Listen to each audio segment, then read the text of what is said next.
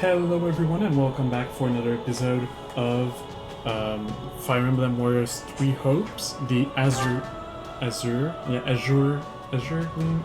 English is difficult for me right now. The Azure Gleam story. Little warning before we get started. For some reason, my family is being a bit loud tonight, so I hope that the microphone does not pick them up too much.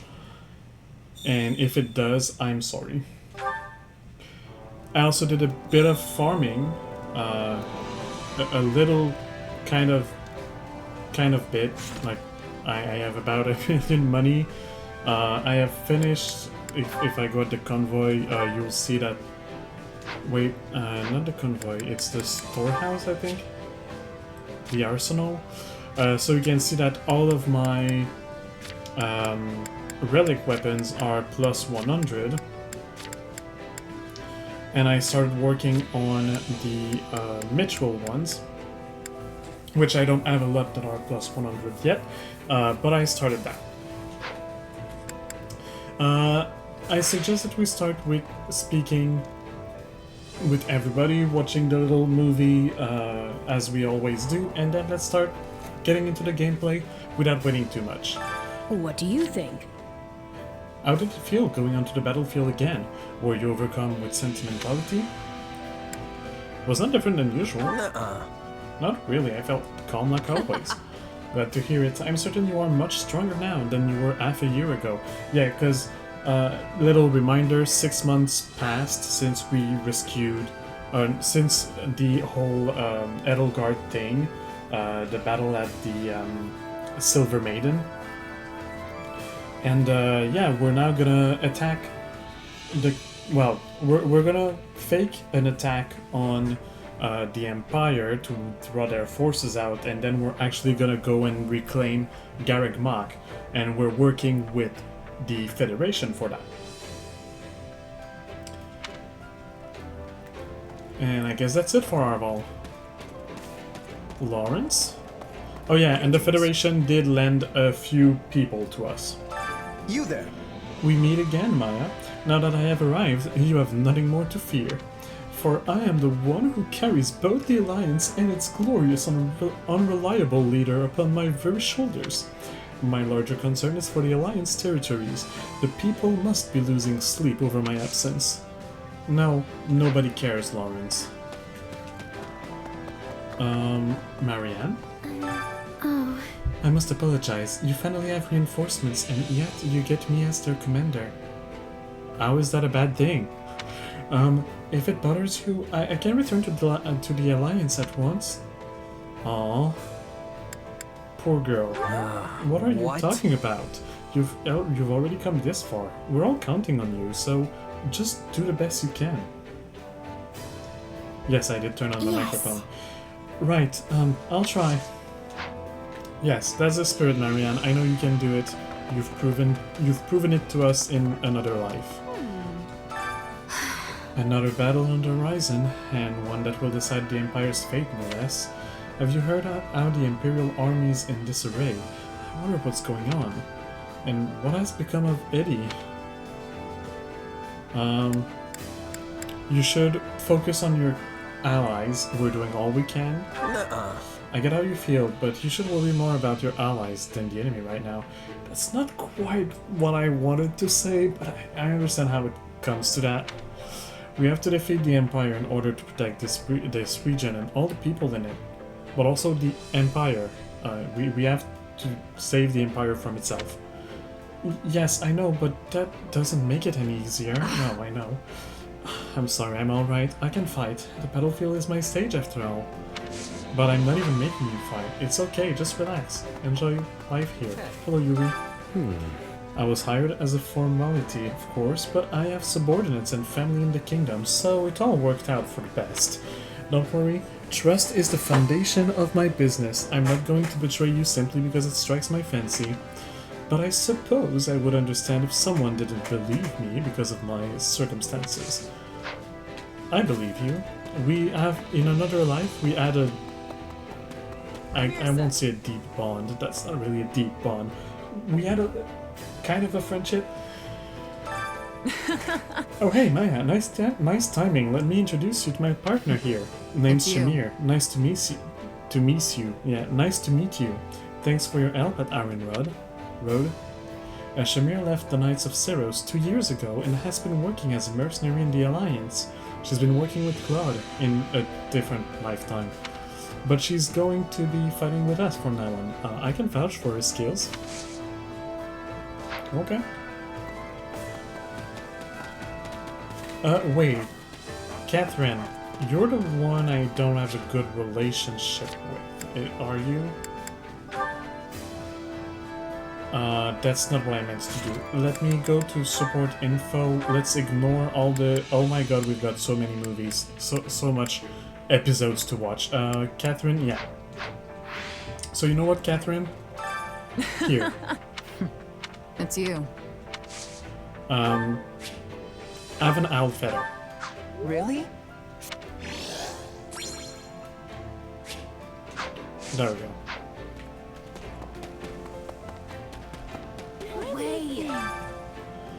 Right when things had finally died down in the West, they go and send my father to the Alliance. Works too much, even though he's getting on in years. What am I gonna do with him? You're the exact same way. You're working your tail off too, you know? I guess the apple doesn't fall far from the tree. Well, but I'm a lot younger than him, and in better shape too. Since he's working so hard, there's no excuse for me not to do the same. I don't think that's how it works, but okay. I was exceedingly To busy. tell the truth, I spent some time in Camelus and was exceedingly busy helping all the people there. Many were fleeing from the Empire with the Central Church's aid. Yeah, That must I have don't been know. rough. Since you're back, does that mean things have settled down over there? Yes, for now. Though I'm sure the situation will grow dire once the fighting starts. The battlefield is a dreadful place, and it's truly horrifying to take another person's life. And yet, at this point, the thought of doing nothing is far worse.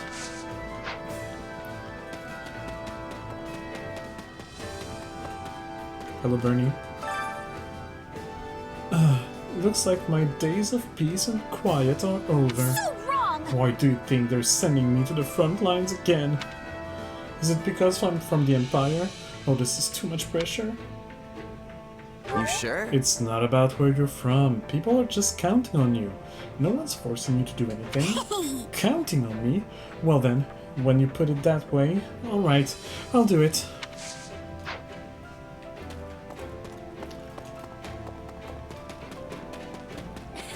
I know you. Hey, long time no see. You haven't changed a bit. How's it been going? Long time no see. I mean, well, it's been 6 months, I guess. Right on. I'm good. I can't complain. Though, it'd be even better if we could end this war with the next campaign. Wouldn't that be nice? At any rate, I'm glad to be working with you again. My motivation goes right out the window when you're not around. Are you flirting with me? Stop.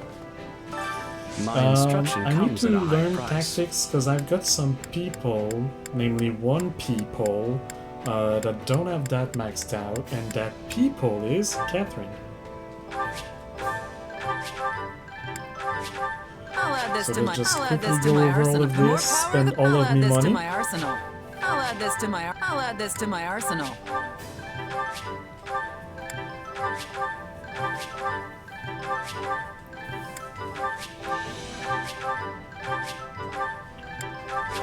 I'll add this to my arsenal. The more power, the better. And I think that's the only one? Yeah. Don't neglect Alright, your daily that's done. studies. Sorry for all of the beepings and the sounds and stuff. Hey there. Hey, We probably shouldn't lean on the Alliance too much, but it's nice to have more allies. We've even got people from the Golden Deer here now, which is really reassuring. Definitely, they're a force to be reckoned with. I'll be counting on them in battle. I agree. The Empire may have sheer numbers, but I think there may be hope for us yet. But as to what will happen between us, after the Empire is defeated, your guess is as good as mine. I mean, I don't know, part of me wants to say that we'll just both go our separate ways, each take half of the empire and become two big nations. But I know that's not what's going to happen. Actually, This is my first time visiting Kingdom territory. There's something fascinating around every corner here. The varied climate allows for diverse and rare plant life, and each town or village has their unique charms. Truly, Fodman's vastness astounds me every day. I like you, Ignatz. Ignatz is like... Ash is the best boy. Ignatz is like the second best boy. Ignatz is so nice. I like his personality. I like, he's a merchant that became a knight because he was not that good at being a merchant, but his passion is painting. He wants to travel because he wants to paint. I don't know. I like all of this, and I like his ability just splashing paint everywhere. That's cool. I think if I redid like the Golden Deer story and that I add the whistle that I could give to someone, I would probably still give it to Claude, you know? I wish I could give the whistle to more than one person, but I think Ignatz would be one of the contenders for it because his ability to just spray paint everywhere is so good. My apologies, I must compose myself. We are at war, and I am a knight after all. And if for any reason I was asked to voice any character in this game, honestly, I think it'd be Ignatz. Not Ash. Ash is a bit too young, I guess, in his voice tone. I don't know. I feel like I could be a good Ignatz voice. Not with my natural voice, I would have to traffic it a little bit, but anyway. Get good and hungry. so yeah. Good on you for sticking with the Kingdom Army this long. Must have been tough, huh? But your hard days are over now. I've called in a favor from Claude, you see? Let me guess. Let's see. You asked for meat, right? Ah, You know it. I asked him to get some delicious, juicy meat so we can really give it our all. I mean, it's Raphael. What else is there to say? I mean, I asked for some other stuff too. Between you and me, the Kingdom Army's food tastes like tree bark. That's because I'm the one cooking. We'll be swimming in tasty foods from all over the Alliance in no time. So make sure you get good and hungry. Honestly, if I had to take someone on the army, Raphael would be a good one to take. Except for the fact that he only likes to cook meat, he's actually a good cook, which is nice. It's always good to have a good cook. Listen. Excuse me. We are seeing each other after a long time. Are your skills still sharp? Of course, you went back to Bridget, right? Yes, home was very good. Wait, so we let her go back to Bridget? She had absolutely nothing forcing her to come back with us. Like, she could have just gone back to the Empire if she wanted. And yet she still decided to come back with us instead of going back to the Empire. To me, like, when you capture some people and force them to be generals in your army, it doesn't make sense to let them go freely. Or for them to come back if you do, and that you have not given them any reason to really come back. Like, Bridget is still under the Empire's grasp, or not grasp, but like, Bridget still is a part of the Empire. Well, let's put that aside anyway, it's a video game. Home was very good. I went to the ocean and forest like when I was a child. I also said hello to the spirits. Ask about the ocean or the spirits? Ask about the spirits. Spirits, huh? Can't say I really understand, but they sound important to Bridget. They are, but spirits are everywhere. You can be praying for their protection too.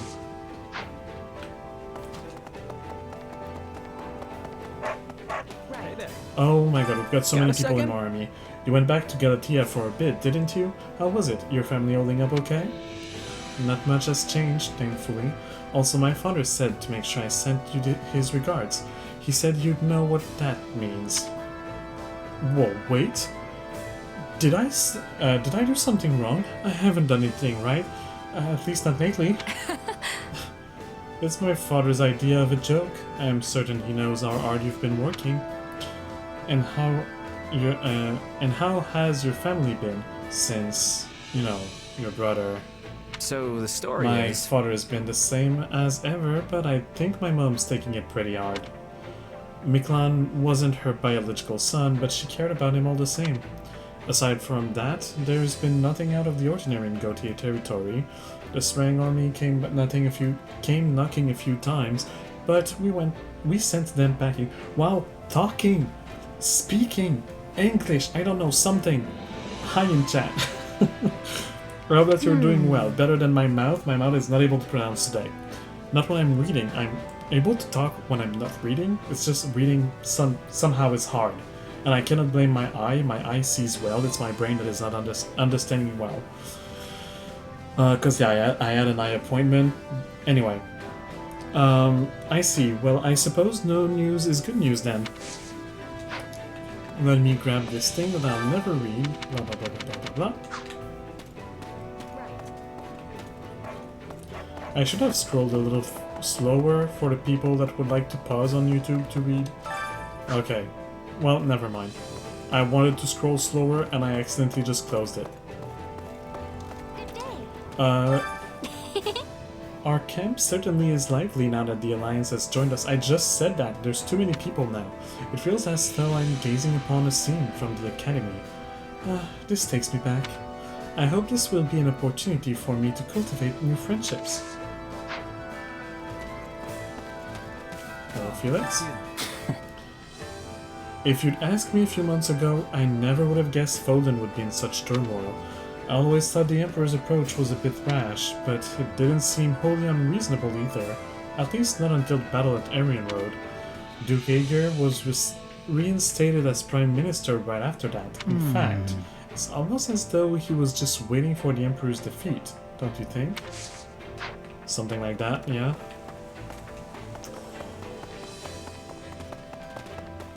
Alright, set it. A moment. The Archbishop has long hoped to recapture Garreg-Mach Monastery. Now that wish might finally come to fruition, and we have Claude to thank for it. Though, I would have preferred him to be a devout follower of the Church.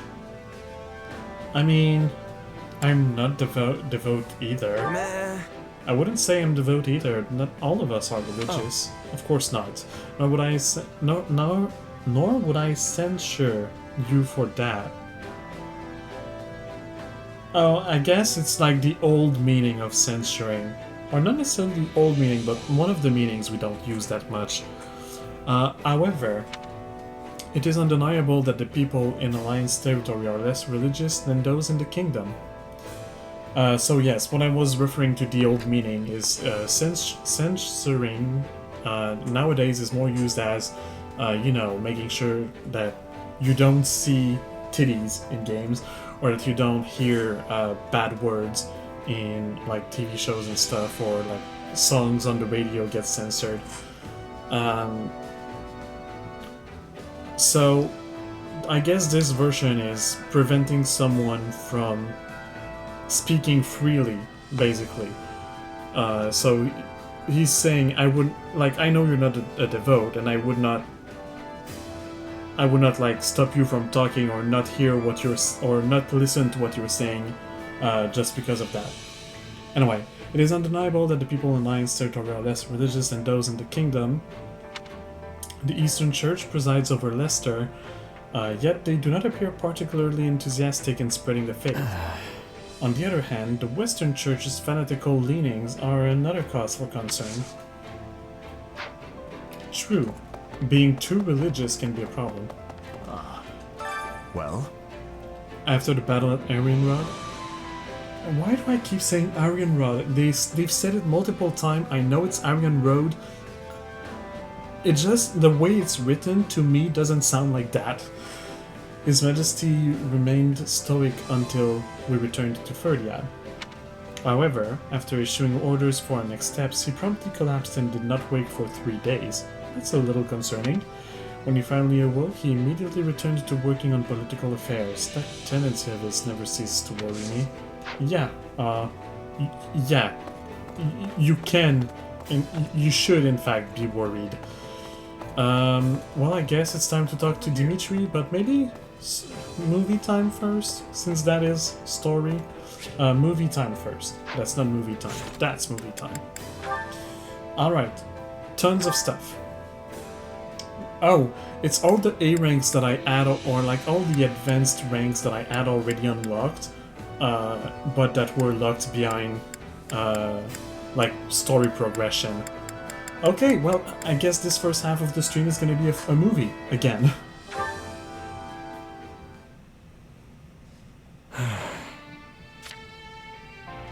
Hey, Dimitri. Aren't you supposed to be on break today? What's got you down? It's nothing.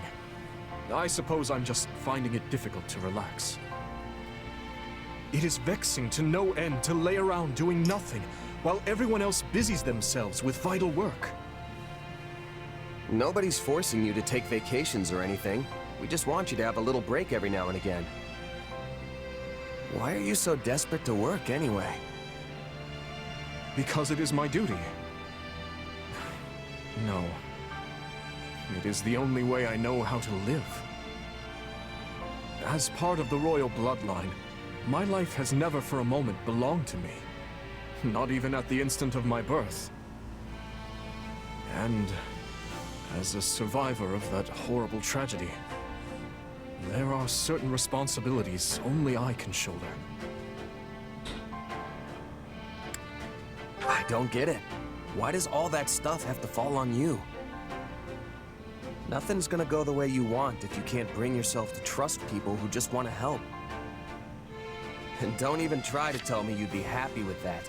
So, I'm pretty sure that sympathizing was the good option here, but that's not the true option. Like, to me, what I said is the way I think, and I think is what he has to hear, even if he doesn't like hearing it. All I want is to ease the pain, both for those who perished that day and for those who yet live. I'm fully aware that I will need to make sacrifices if I ever hope to accomplish that goal. But I will not drag others into my own personal crusade. I won't let anyone else suffer. Stop being such a hedgelord. So, you see, it's better for me to carry the burden myself. And better for everyone else as well. You say you don't want to see people suffer, but what about you, Dimitri? What about your pain? I'm sorry, but this is such an anime moment where they argue about something like that and they yell at each other and they're both like... I don't know. Like, even the music in the background is very anime. This is a very anime game, but I can't take this scene seriously, because I'm watching it, and all my brain does is, yeah, that's an anime scene. You don't have a hope in the world of caring for other people if you can't care for yourself first. I'm not sure how to respond to that. And in truth, I don't know how to alleviate my own pain. I've never given the matter any thought. What would happiness even look like for me? I think the whole edgelord trope is not one I enjoy particularly to begin with, which also explains why my brain is not really following here. And I'm sorry about that. To all of the Dimitri lovers, you can love Dimitri, that's fine. I don't. I'm a Claude 100%. I don't like Dimitri, I don't like Edelgard. Golden Deer forever. And now I wish I had kept that one for last, because I could have had my last story be the nice one instead of the worst one, but oh well, you know. How can you not know something like that? Just think about it. What kind of things make you smile? Nothing. Maybe when you finally conquer a tough rival, or hold a banquet after surviving a dangerous battle. I also relate way too much to the main character here, because this is a kind of chat. I had similar chat with some people that I've met, including ex-lovers, where I had to take the moment to sit down with them and be like, you cannot make all of it about the others. You have to think about yourself, and trying to lead them into figuring out what they want.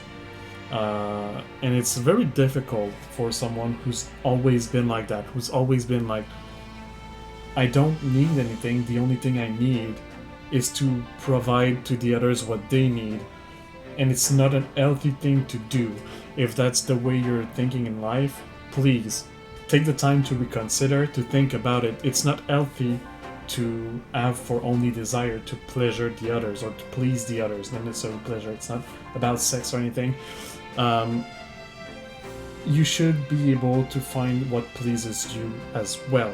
Especially in a relationship, you should be able to do something for the other, yes, but to let the other do something for you. And being on the other end of such a behavior, especially in a relationship, is extremely frustrating because you want to make your lover happy, but you can't because they don't even know what makes them happy. Anyway, just a little rant.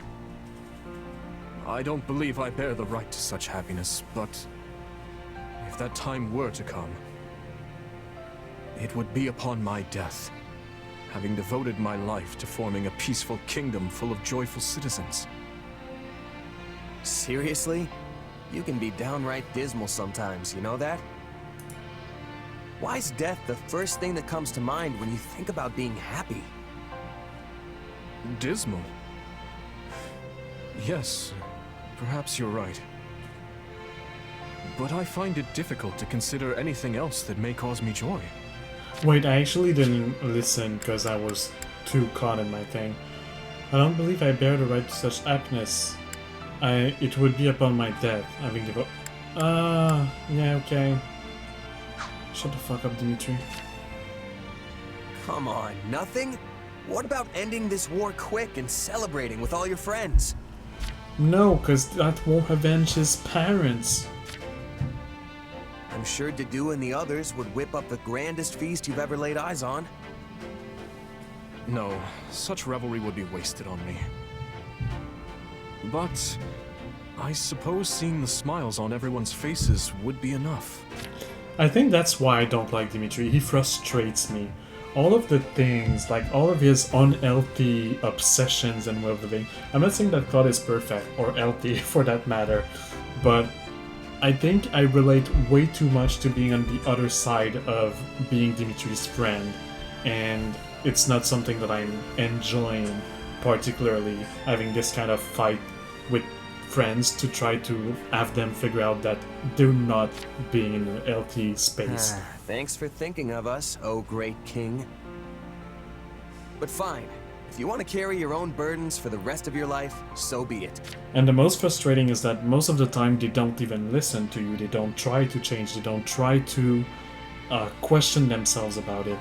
And that's what makes it frustrating, because it's a thing they have to think of, they have to come with. The only thing you can do is point them in the direction and hope that they go in that direction, but most of the time they look at it and then they turn around and go back to where they, like the same path they were in before. We'll just have to take extra good care of you though, since you clearly won't do it yourself.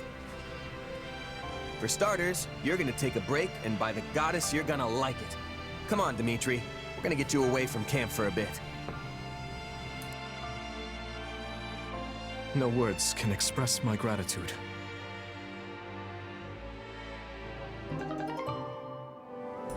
Yes, there's a word that can.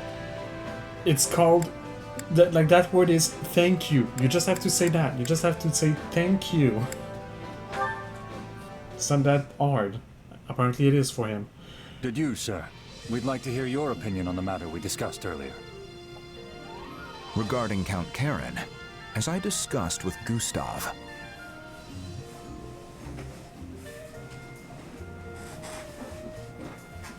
Why are we just standing there? Looks like awkwardly? things are finally changing, Dedu. They've really started warming up to you, huh? they have. That soldier I was speaking to lost his mother in Dusker. She was a knight of the kingdom. Naturally, his feelings toward me were complicated. We argued many times. You? Arguing? Can't imagine what that looks like. I thought it better than just letting him hurl abuse at me. Such a reaction was surprising for me as well. But now we have fought together, worried together, faced death together. I have shown him what I'm capable of, and he has come to trust me in turn. Cool. Nice. Sounds like you really earned his respect then. Congrats, Dedu. Strange. Why are you so happy for me? Why wouldn't I? Because we're friends, and friends are happy for each other when good stuff happens to them. Are they? Anyway, now you've just got to keep it going and get even more people to trust you. The question is not are they, the question is more are we friends? Same goes for me. And Dimitri while we're at it. You're right. Do you trust In us the yet? meantime, I'm gonna keep winning battles until I prove myself to you once and for all. So make sure you keep an eye on me out there, Dedu, because I'm gonna be the most valuable fighter we've got. Yeah, I mean that's easy. With your What? level 120. What's so funny? Nothing. I look forward to your performance. But you already have my trust, no matter your origin or identity. Really? You never know when I might betray you and turn my sword on Dimitri, though. Why do you... Not to mention this weird power I have. Can you seriously say you trust me with that in mind?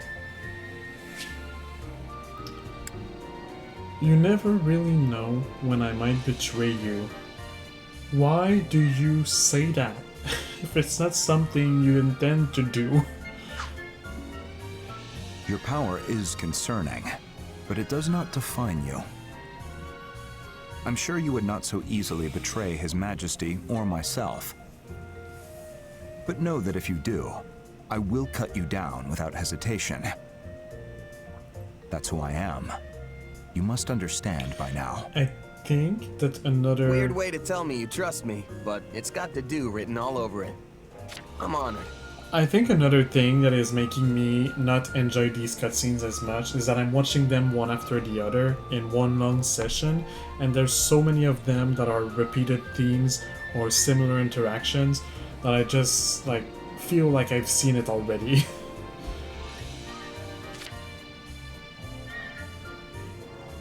But I want to watch them with you, so here we go. There might be two with Felix. What's wrong? Your footwork is even sloppier than usual. You noticed that, huh? It's nothing. There's just been a lot on my mind lately is all. And I was kind of lost in thought when you lunged at me, so I couldn't really react too well. Training isn't the time for idle contemplation. You're worthless as a sparring partner if you let your mind wander.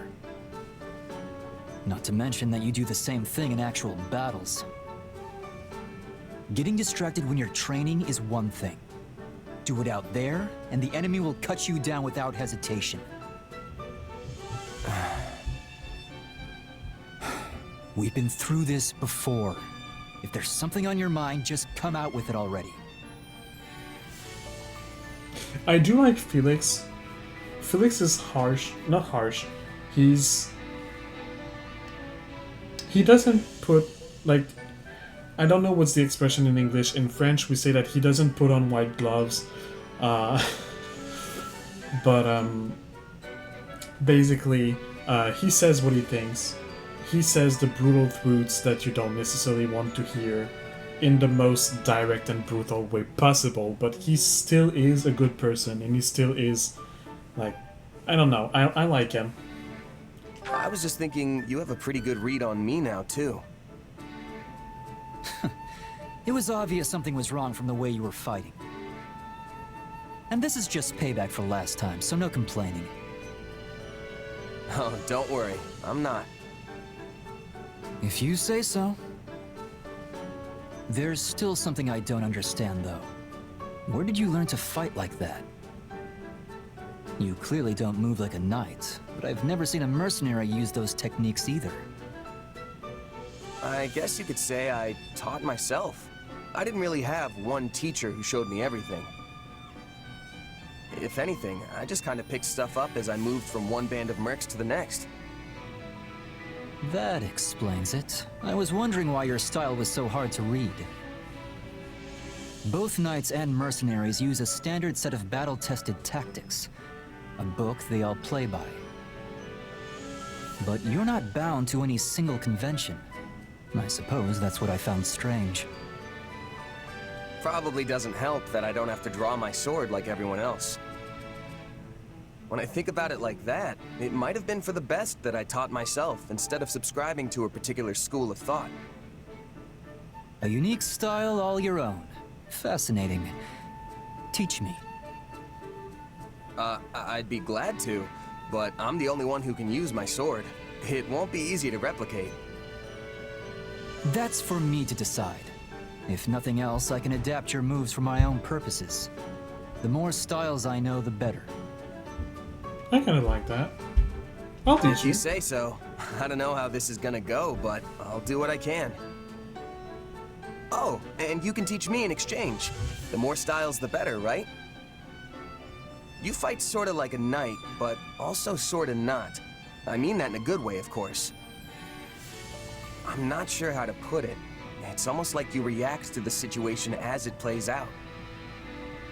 So, yeah, if we can combine our two styles somehow, I bet we'll both end up stronger for it. Maybe so. Wait, you mean that Felix is doing the thing that he's supposed to do? Instead of fighting like an NPC? Alright. Another one with Felix. How does that end?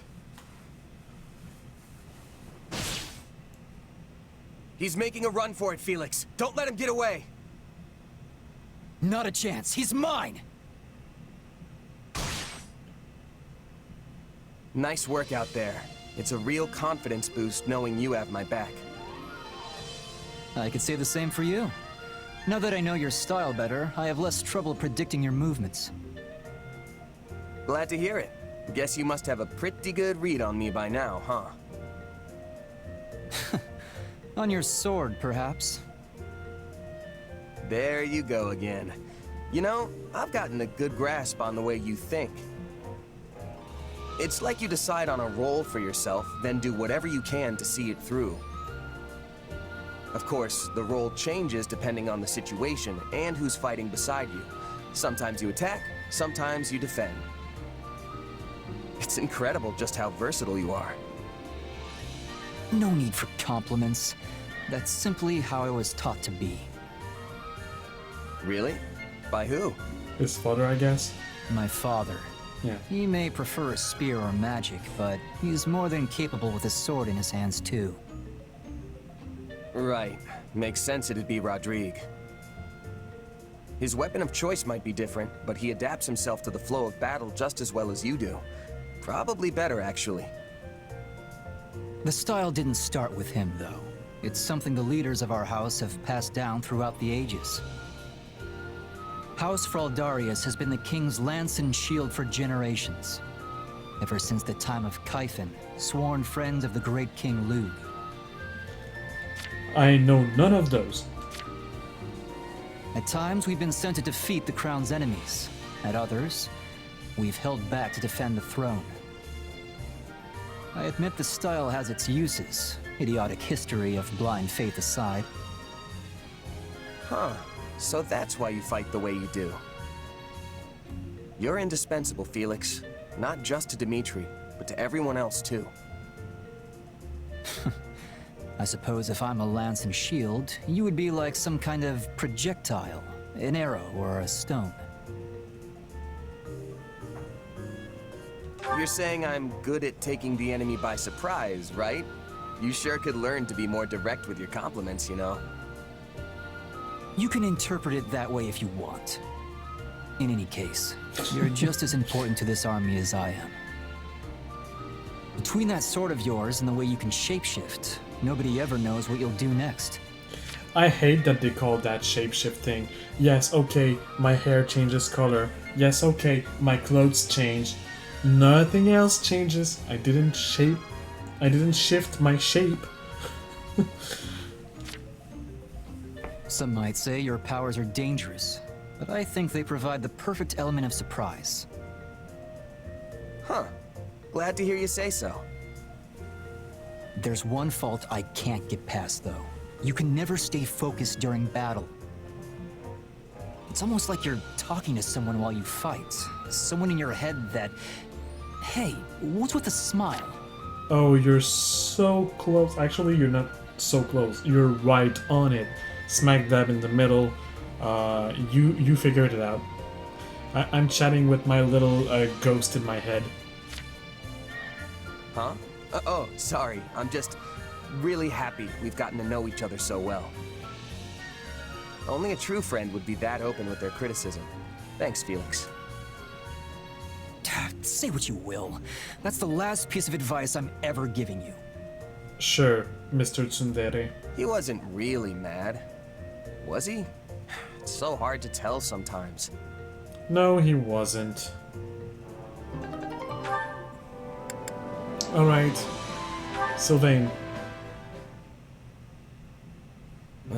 Today's training was rough. Guess I need to start working even harder if I want to keep up. You know, it's amazing just how into all this you are, but I do feel kind of bad for you. Why? It's my own fault for not being up to snuff. Just you watch, Sylvain. I'm gonna stand head and shoulders above everyone else in the next battle. You already do. That's not what I mean. I feel bad that we roped you into this war. The only reason any of us are fighting is to keep our homes from being destroyed. If we fail, we'll lose everything. Our houses, our families, the places we grew up. I have my own reasons to be here, like trying to figure out what the fuck is that ghost inside of me. But you don't have that kind of personal stake in this thing. You can live wherever the wind takes you. True. I am a bit of a nomad. Isn't there anywhere you call home, though? Well, deceased mom. sorta. I mean, I grew up in a remote village off in the mountains, so that's probably the closest thing. that's what I meant. But it's hard to really say for sure.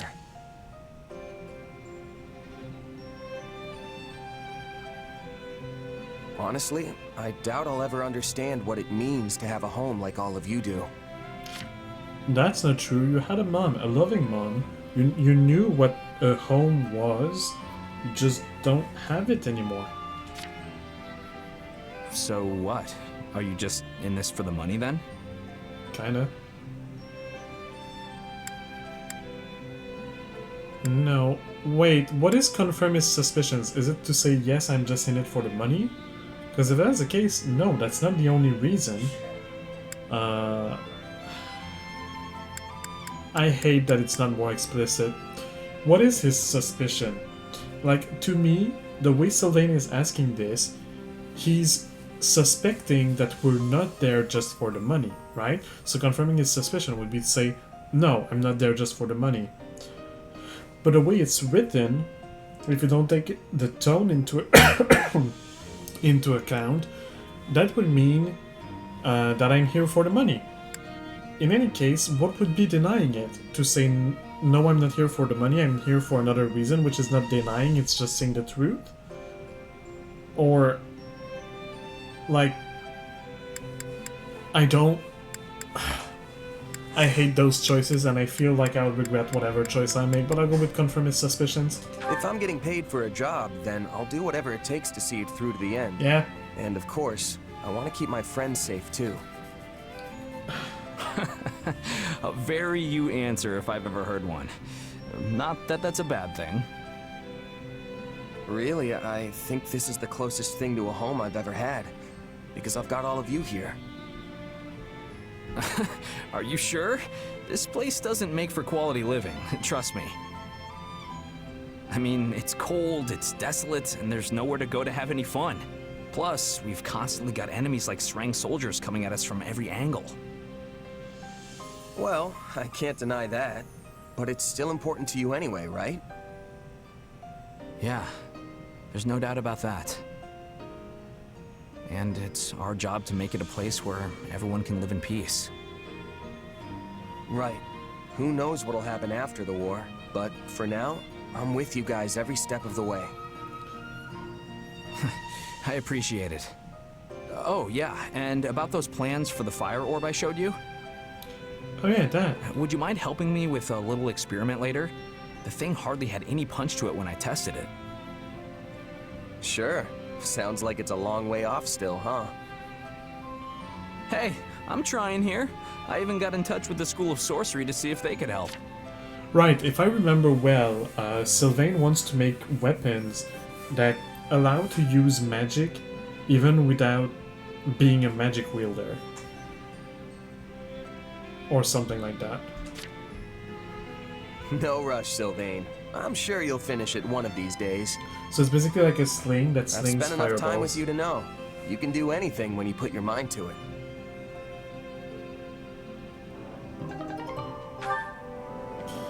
Alright, Mercedes.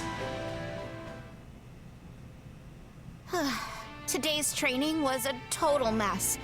My feet are killing me. We need to stay in peak shape, though. You never know when we might get tossed into a battle. True. We've got to be ready for anything. You should take breaks, exhaustion is not good. Mercedes, you daydreaming again? I've gotta say, you've been acting all kinds of weird lately. Have I? I feel perfectly fine, I assure you. You sure? Back when we had that tea party, you looked so, I don't know, sad. I suppose I can't hide anything from you. Things like tea parties with dear friends, or seeing the trainees work so hard to improve. It reminds me of how things were before the war, if just for a moment. You mean back at the academy? Yes, and before that, when I lived with my mother and my little brother. It also reminds me of the time I spent studying with friends at the School of Sorcery in the capital. Things may not have been easy then, but I would give anything to return to those days. Huh. I don't think I've ever seen you get this sentimental about something. The feeling surprises even me.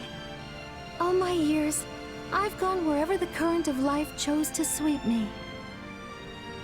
In truth, I used to think nothing ever went precisely how I wanted it to. But looking back now, I realize just how joyous all those moments really were. And yes, I'm aware it isn't good to dwell so heavily on the past, but I can't seem to help myself.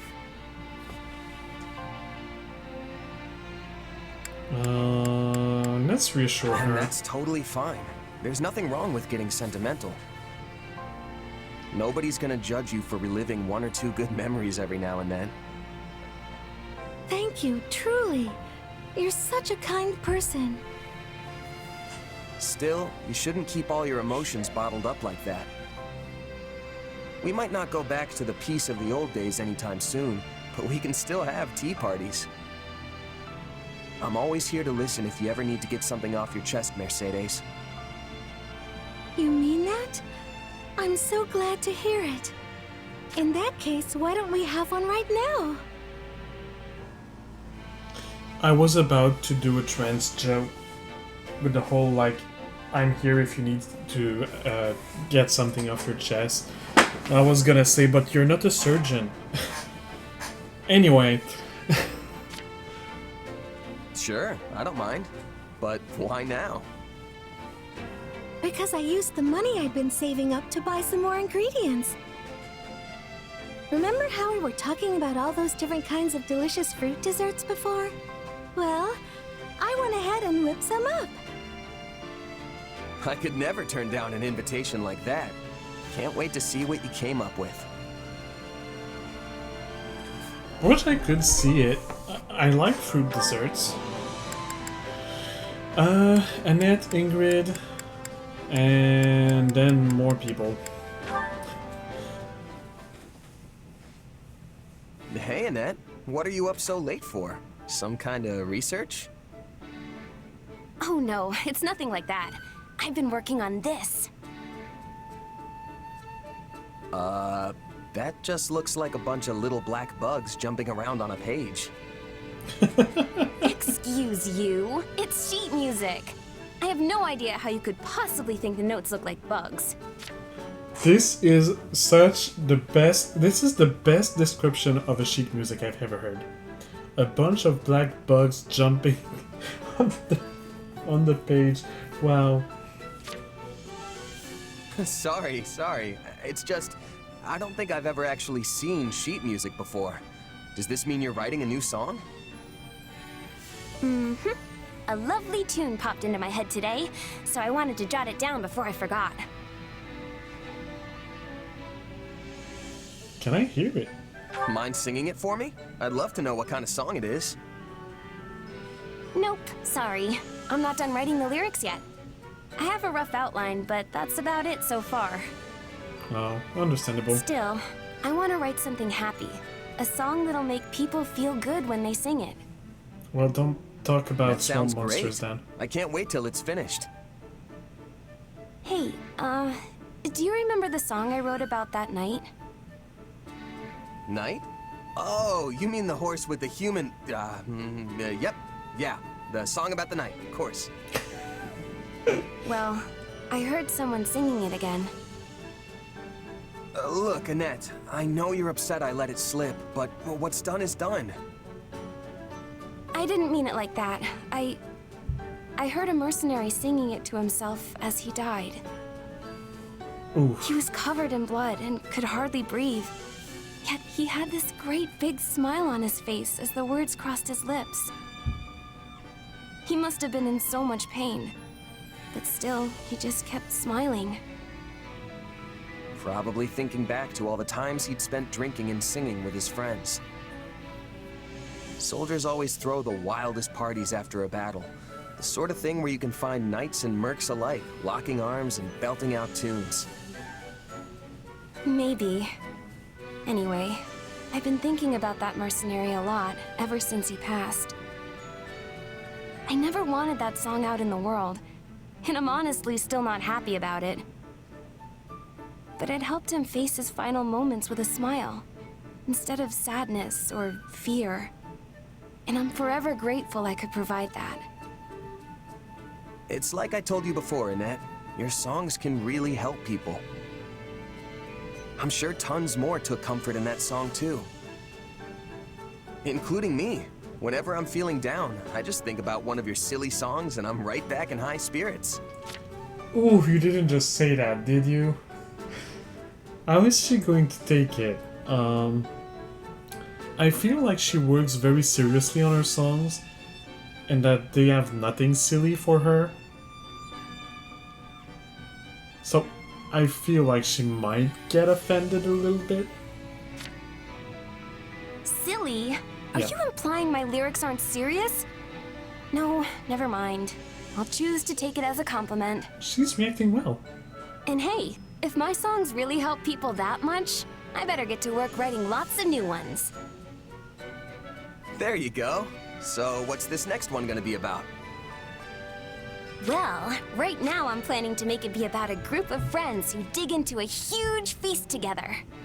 Sounds They actually keep good. churning out dish after delicious dish, and everyone's faces are alight with laughter and joy. Wow, I'm getting hungry just hearing about it. Okay, what's the twist? What's the silliness? What's the little Annette touch? Right? Then once all the food runs out, they go off hunting for ingredients so they can cook up some more. Okay. But uh-oh, they come across a ginormous bear and have to battle it to the death. Why is it always swamp monsters and bears? A death match with a bear? I thought this was supposed to be a happy song about a feast. Guess I shouldn't judge it before it's done. Just let me know when you're finished, okay? I want to be the first in line to hear it. Yes, of course. I mean, it can be a happy song about a feast. They don't have the ingredients anymore, so they go out, they battle the bear, they cook the bear, they eat the bear, and everybody's happy except the bear, I guess.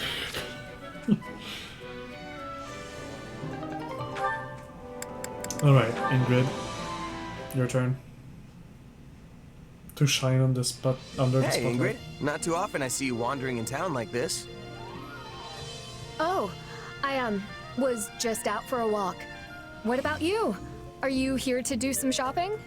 Why are you so awkward? Yeah, they do ask me to pick up some ingredients for dinner. Well, if it is food shopping you're after, then your best bet would be the boulevard past the river. Okay, I say why are you so awkward? I realize that this is just the way she talks, but like it sounded so much like bad acting. Like, oh wow, I'm so surprised. I did not expect you here. What are you doing here? I don't know, it's somehow kind of felt a bit weird. The first few sentences. Anyway, food shopping, yeah. What are you so flustered for? You're not hiding something, are you? Oh no, she is awkward. She is being awkward. Okay. What, me? No, not at all. It's nothing really. I'm just surprised how much you can find here. That just making it worse. It's a far cry from the struggling little towns dotting the rest of the kingdom, that's for sure. Yes. Galatea is one of the regions that's found itself facing particularly hard times lately. A beautiful town like this, filled with happy people, hardly feels like it's part of the same kingdom as the blighted, barren lands I call home. The street lined end to end with blacksmiths is an especially magnificent sight. Not to mention all the wonderful smells wafting from the food stalls. Sorry, I lost myself for a moment there. In any case, it's great to see just how prosperous this town has become. What were you flustered about? Let's invite her to the food stalls. Hey, you want to go take a peek at some of those stalls with me? We can grab a bite and keep walking if you want. I saw some mouth-watering meat skewers when I passed by earlier, and this time of year's got the best fruit and fish. And also, that's totally something I would do in real life. Like, I randomly see someone in, I don't know, the mall or something that I know. I'd totally be like, hey, there's this new place, or there's that place nearby, like they do good food, let's go eat. Truly? I'd love to try some. Except that in my case, the person would probably say, yo, I've got a busy afternoon, I don't have time to go eat, maybe another time.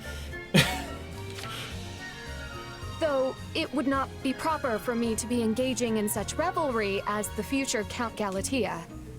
What are you talking speaking about? of, have you figured out what you want to do yet? Not at the moment, no. In fact, part of the reason I came into town today was to do some further searching. It's my dream in life to stand as a knight by His Majesty's side, just as my late fiancé once did. And even if I do not become a knight like he was, there must be a way I can protect His Majesty in a similar fashion. Perhaps I could teach the people of my house the ways of farming, and travel the kingdom cultivating land for those who need it most. In the kingdom? That barren, frozen tundra land? What are you gonna cultivate? Potatoes? Because that's probably the only thing... No, not even potatoes will grow, actually. That's an idea. Definitely an unusual job for a count, but it'll be welcome for sure. And if you managed to help the kingdom prosper while you did it, people would grow more and more satisfied with the royal family's rule. That's certainly one way to protect the king.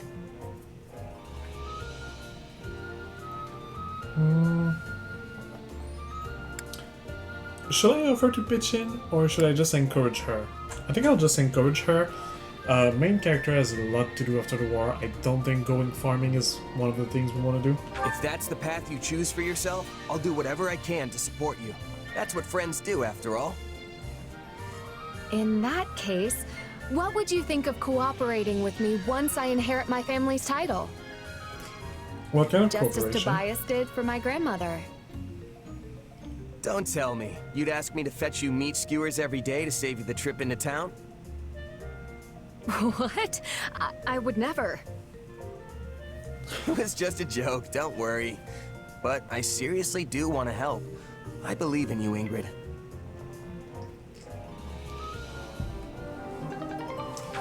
Alright. How many more? 3 with him and we'll see for the rest.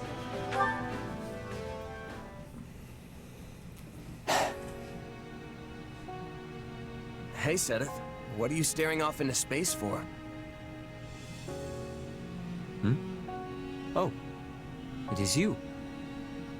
I was just reflecting on the monastery. Yeah, it's that way, isn't it? In the mountains? Correct. So close, yet still beyond our reach. How did we guess that it was that way? I think we were super bad with directions. Is it just like he was looking that way, so I'm gonna guess it's that way? That's probably it. Can't say I ever learned much about it when I was there, but I know it's important to the church. Yes. It serves as the headquarters of our order. Many saints have been laid to rest there as well. As a sacred ground, Garreg Monastery is irreplaceable. It is also a place that Flayn and I hold dear to our hearts. So your sister feels that way too? Right, sister. Due to our circumstances, Flayn and I traveled around Fodlan as nomads for a very long time. When we accepted the Archbishop's gracious invitation, I thought we had finally found our safe haven. That it would be taken from us so easily is almost too much to bear. Well, that's all the more reason to take it back then. I'll do whatever I can to make that happen. I don't know if it's been that easy. Oh, I mean, while staying away from the Archbishop, of course. You must forgive me for saying what I did back then. My position required I do so. I do not personally believe, however, that any evil resides within you. Whatever the true nature of your power, I trust you wield it with a righteous heart.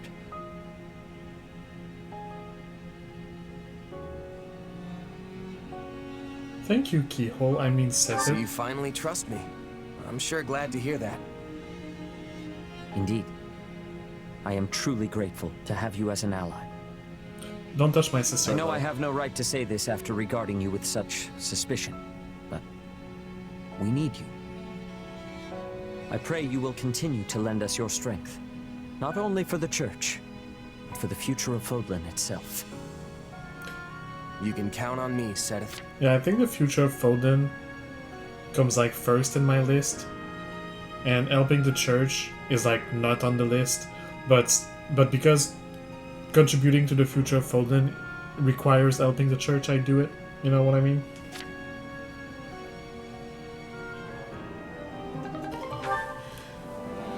In any case, let's go see with Flayn. So it's just no? Not under any circumstances? It is not up for debate. This is for your own good, Flayn.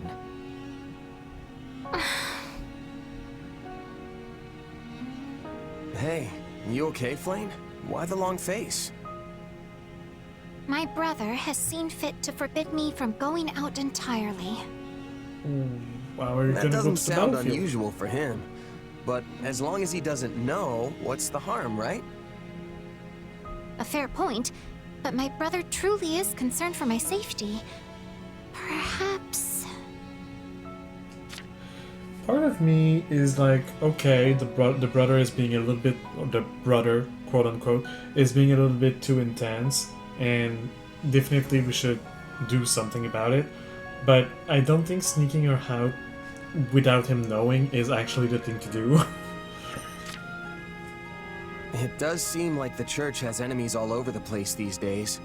So, I don't know, I think I get where he's coming from. As you know, my brother and I have lived in remote and secluded places for a very long time. All we had was each other. Then we went to Garrick Mach, and suddenly we were surrounded by all these people. I had hoped to make many friends and listen to their countless tales of all the places I hadn't been.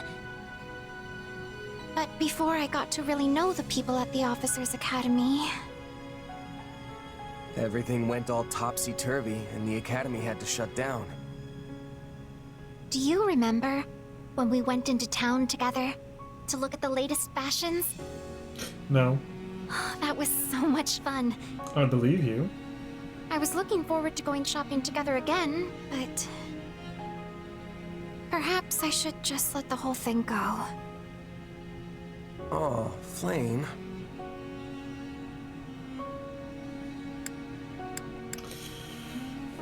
I hate... If I say don't give up, he's probably gonna encourage her to do something stupid, and if I say that's probably for the best, he's probably gonna encourage her not to stand up to her brother, and to just accept that she cannot do anything of her life anymore. Both options that I don't like. I'm gonna say don't give up, but I'm pretty sure I won't like it. Don't give up so easily. We're just talking about a little outing here. Yep. Even that would prove tremendously difficult for me. With the church thrown into such chaos, my brother is in a near constant state of agitation. I must not trouble him further by making him worry about me as well. You're very kind to your brother, Flayn. Just remember, it won't always be like this. You think so? One day your brother's gonna die. Wars can't last forever, right? And then you're gonna be free for like a few years. When this war ends and peace returns to Fodlan, taking a shopping trip will be no big deal. If that is so, then would you be willing to go into town with me again when that day comes? Sure. Of course. I'd be happy to keep you company. Or were you keeping me company? I forgot. The other way around. With that to look forward to, it should be no trouble to summon a little patience. Although... What is it? I am not sure my brother will permit me to go somewhere with a man, even when the war is over. If you tried to hide it and he found out later, it would be...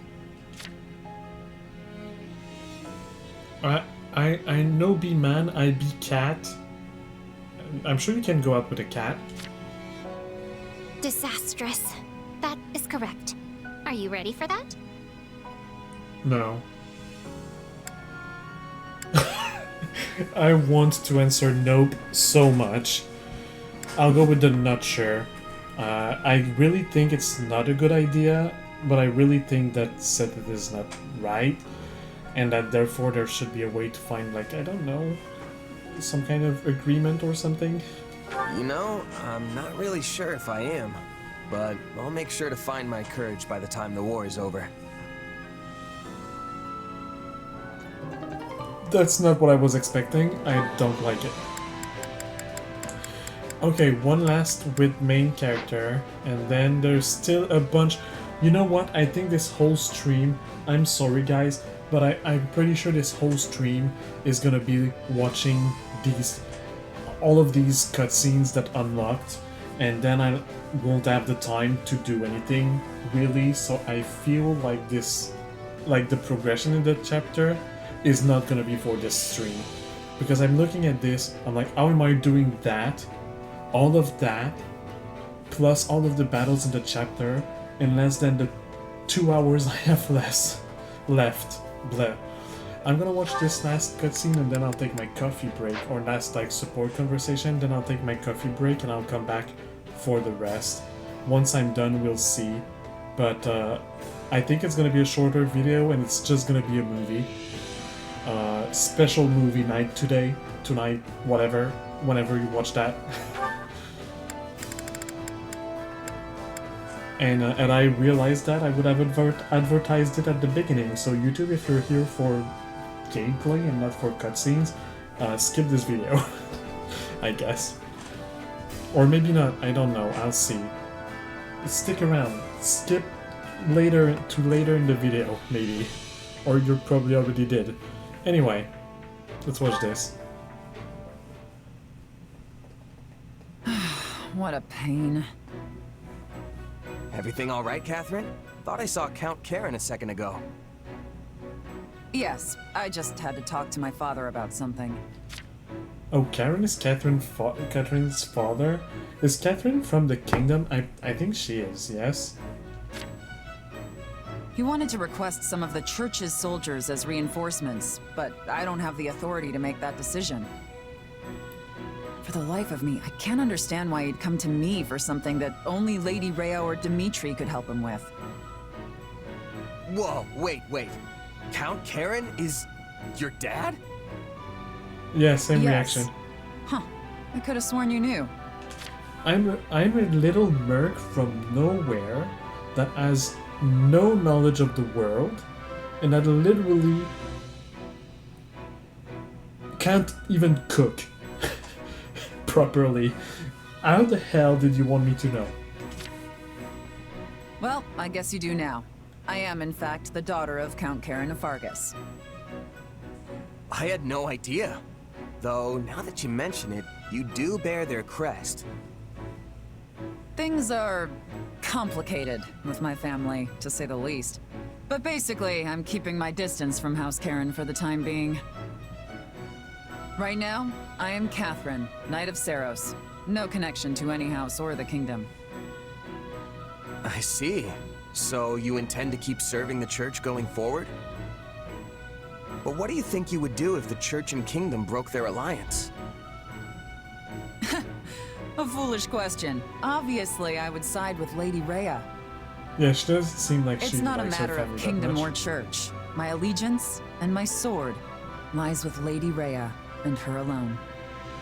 Okay. Though, of course, I would prefer not to fight my friends and family from back home. So it would be ideal for me if the kingdom and church could play nice forever. The Archbishop's personal sword, huh? You've got one heavy blade. Yes, it's called the Thunderbrand. What about you? What are you fighting for here? Or is it one of those, I just tripped and fell into it kind of stories? That one.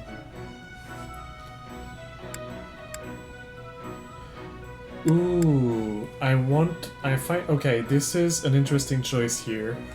I'm here for my friends, for the money.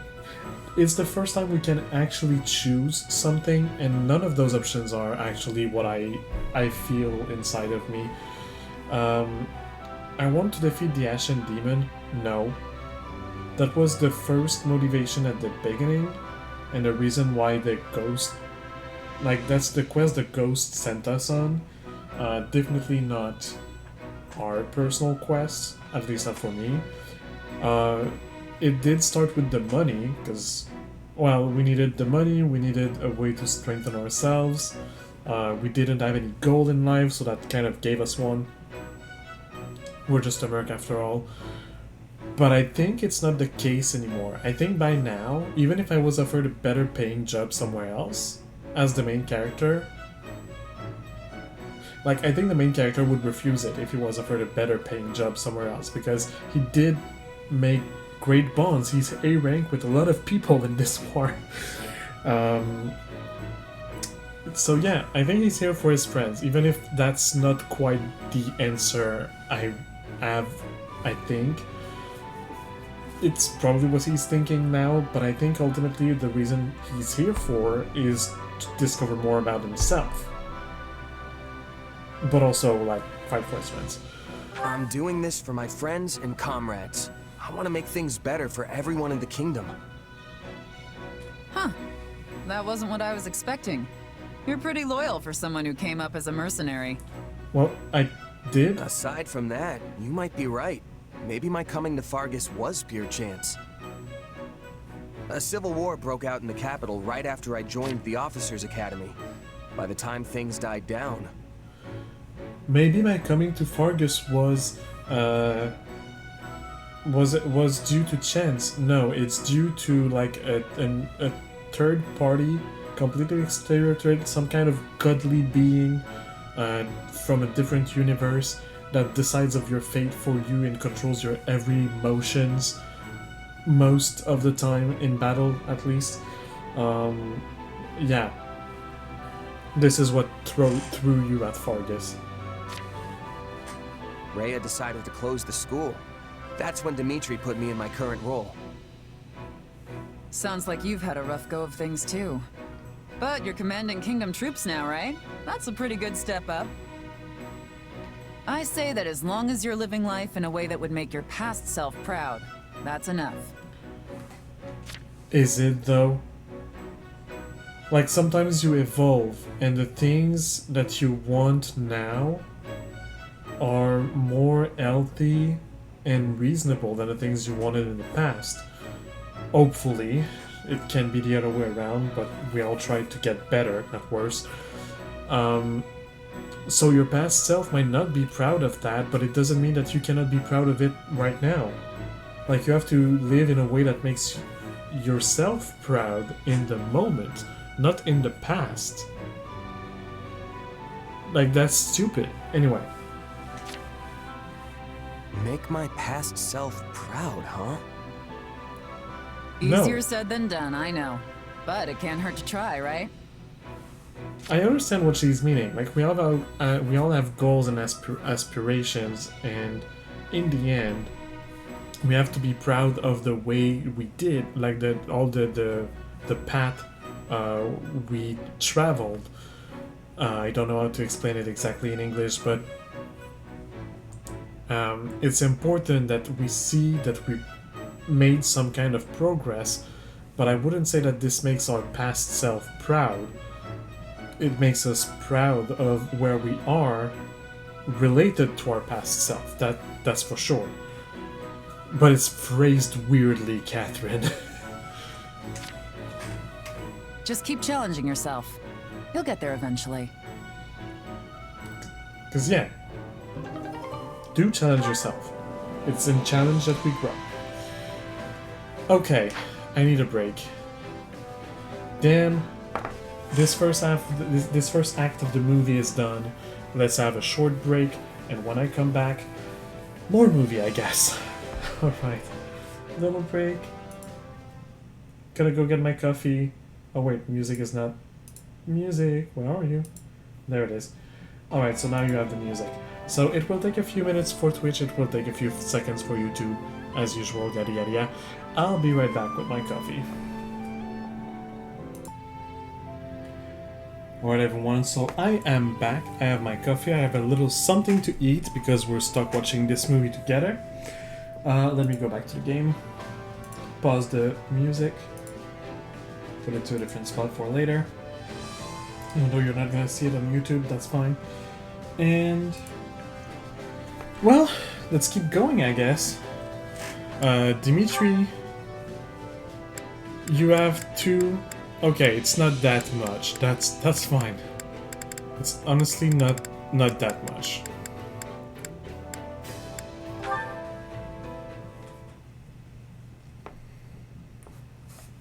Your Majesty, you will take ill if you keep sleeping at your desk. Do? Oh, I've done it again. Yes, well, thank you for waking me and sparing my poor neck any further damage. You sounded pained. Is everything all right? Dreaming of the past again, I fear. The tragedy? No. The day I returned to the capital afterward. Do you remember the child who cursed me after my father's funeral? Oh, yes. I believe he was the son of a knight who fell in Dusker. He was furious that I would not take revenge on your people, and even more enraged to see you serving as my vassal. He berated me without mercy, demanding I kill you then and there. All I could do was walk away. Everyone desires revenge for that day. Survivors and the dead alike cry out for retribution. I know, Your Majesty. I seek to fulfill the duty they have given me, and have never once flinched from it. And yet... to do. If I were mortally wounded and begged with my dying breath for you to avenge me, what would you do? I would do it. even at the cost of my life. And if I told you to forget me and live for your own happiness? I would regretfully decline. I cannot know happiness without you by my side. Okay, that's not what I thought it was about to say for a few seconds. I was gonna say, why is everybody so obsessed with revenge? Like, Dimitri, it's his thing, fine. But, yeah. So he's got nightmares, doesn't speak much, work too much. Honestly, I know a lot of people. I know quite a few people like that in real life. I would still seek vengeance. Just for my own sake, not yours. No, don't be obsessed with vengeance, please. Stop. Interesting. And nothing I say to the contrary will change your mind? Can anything Your change Majesty, your mind, Dimitri? Can you not live for your own sake? My life is not my own. It belongs to my kingdom, my people, and the dead. But had I been born to a different fate, well, perhaps I would have traveled outside Foland with you as a mercenary. Or perhaps I'd be a farmer.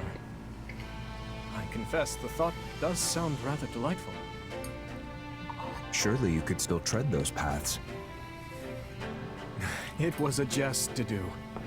I merely said the first thing that came to mind. I am driven by matters on which I cannot permit myself to yield. I hope you understand that. I was gonna say, we finally found what Dimitri wants in life. He wants to be a farmer, and then he goes like, no, I was just joking. That's just the first thing in my mind. That kind of still says a bit, though.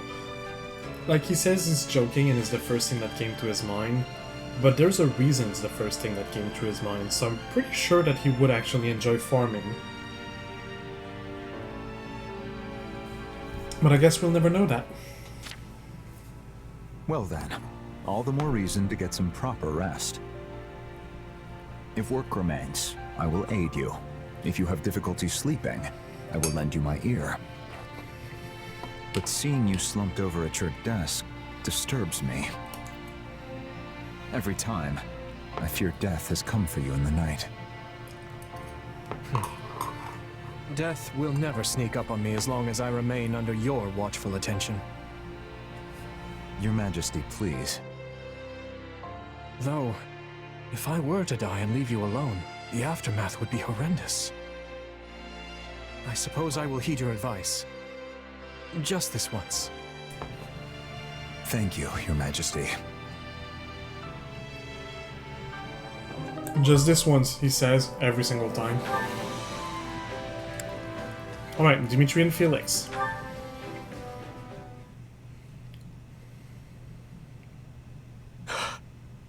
I'm sorry.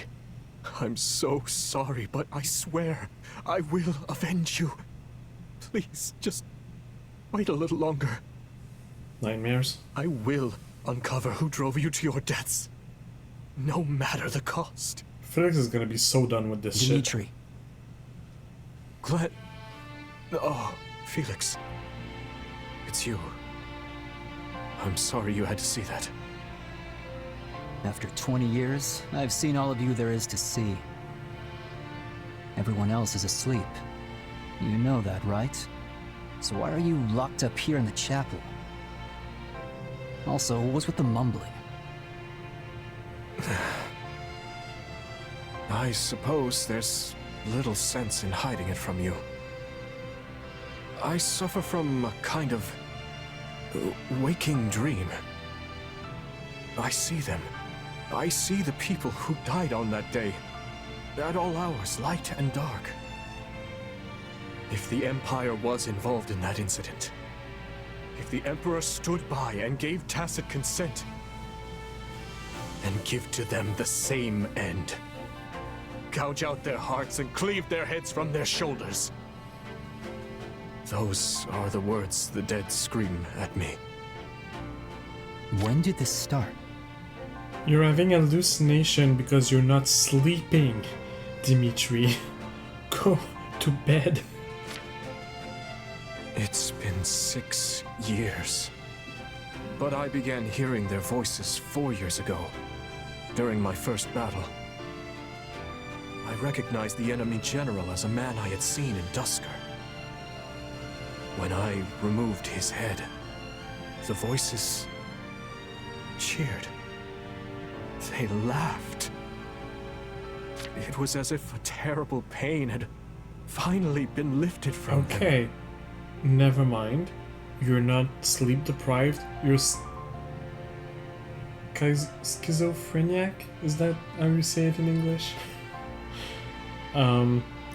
It's not better. I think I get what's happening here. Look, do you really think your father and Glenn and everyone else would be torturing you like that? You're the one who's doing this, Dimitri, not them. You. You're sick in the head.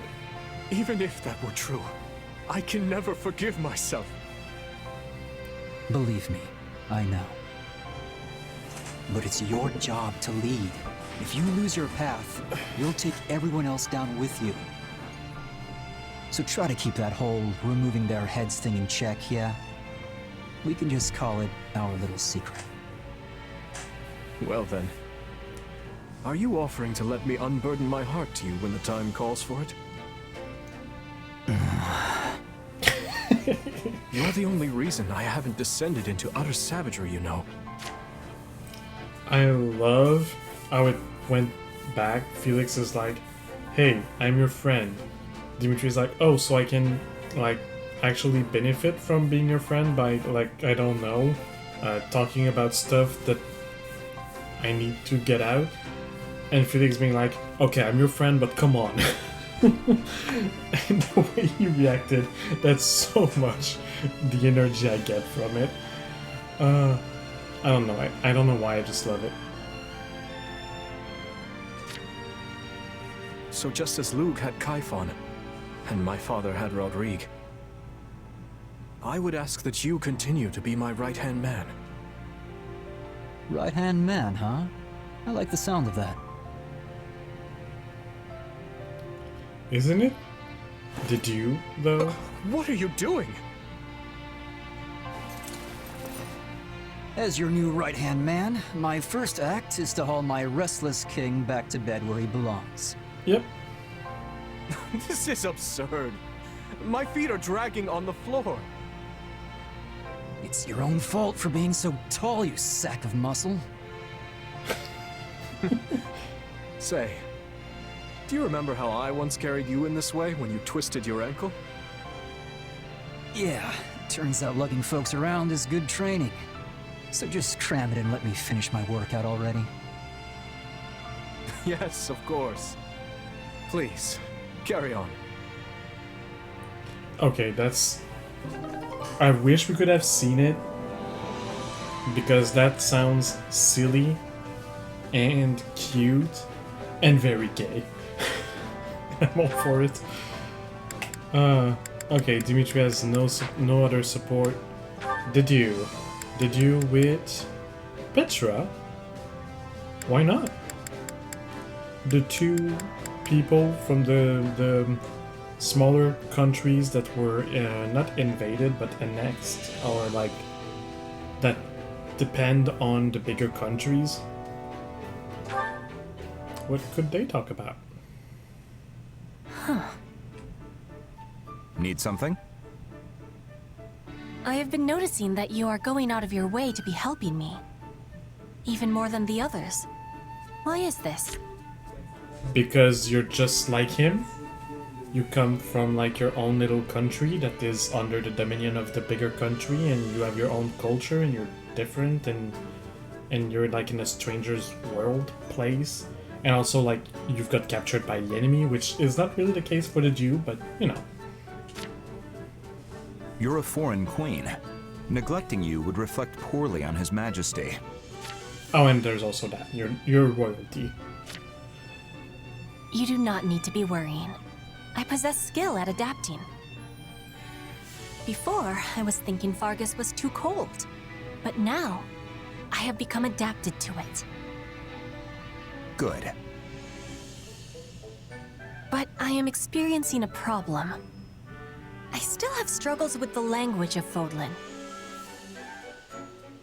Perhaps you can be teaching me? Me? Teach you the language? Sure. Yes. I know the tongue of Dusker also has many differences from Fodlan's. But you speak as if this is your land of home. You give me too much credit. He was also raised here, which helps. Well, I don't know if he was raised here, but he's been living here for many, many, many years, unlike you, I think. I am spending my days with native speakers just like you, and I am always studying with hardness. But you are still surpassing me in this language. How did you become this way? His Majesty taught me. He felt it unproductive to communicate in broken sentences, so we spent years teaching each other. An exchange of languages! That idea is a wonderful one. If Dimitri found success teaching you, maybe you can be doing the same for me. Do we have agreement? Why me? You said that Dimitri is not wanting me to be neglected. Not being able to convey my feelings is giving me great sadness. It is making me feel frustration and loneliness. She's dipping straight into manipulation, which is cool, in a way. She's an assassin. It feels like the kind of thing. But I was not expecting her to straight away go right into manipulation and be like, you just said that Dimitri doesn't want me to be neglected. This makes me sad. Whether it's true or not, there's always a little bit of truth in a good lie. Still is manipulation.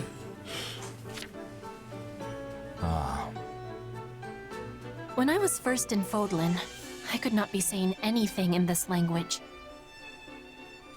But I like whenever when you Edelgard talk. was speaking to me, I could only be staring back at her with big, confused eyes. Then I decided to be studying on my own. But the nobles were laughing and saying my words were ugly. No, they're cute. I don't want you to speak good. I want you to keep speaking the way you speak, because it's you. It's a part of what makes you you. I know a lot of people hate how immigrants don't do sentences properly. I just found it so adorable, and I don't want her to stop. It was the same for me, but His Majesty was always close. If ever I struggled with a word, he would teach me. But I was a hostage. I was without such a teacher. I mean, you could argue that Didier was a hostage too. Until today. Now I am having you. I suppose you do. I kept expecting him to correct her and to say, no, you should have said it that way. To kind of show that he accepts to teach her. Like, instead of saying, I suppose you do, I was expecting him to say something like, no, it's now I have you.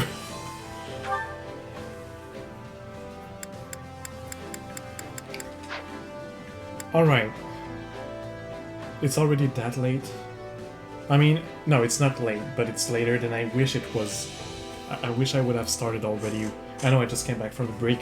Ow! Ow. I accidentally twisted one of my toes. That hurts.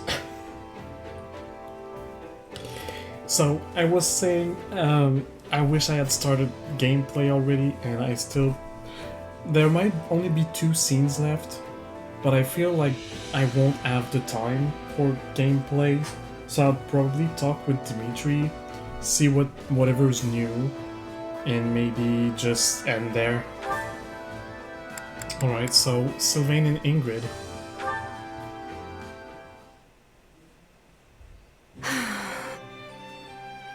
What's the matter, Ingrid? You sound exhausted. Oh, it is just that my father's work never ends. Writing battle reports, explaining our Pegasus maintenance costs.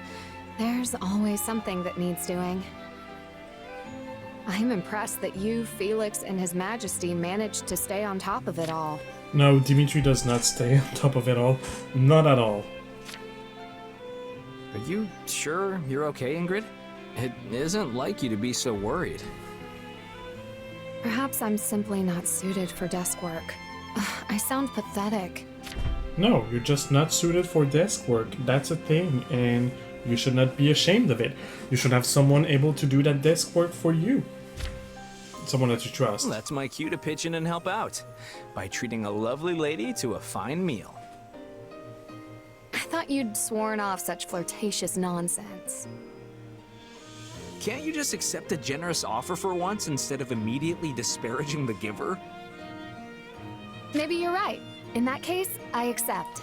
It's not the fact that you're giving, it's the way that you're doing it and the sentence that you're using to offer it that implies more than just a meal.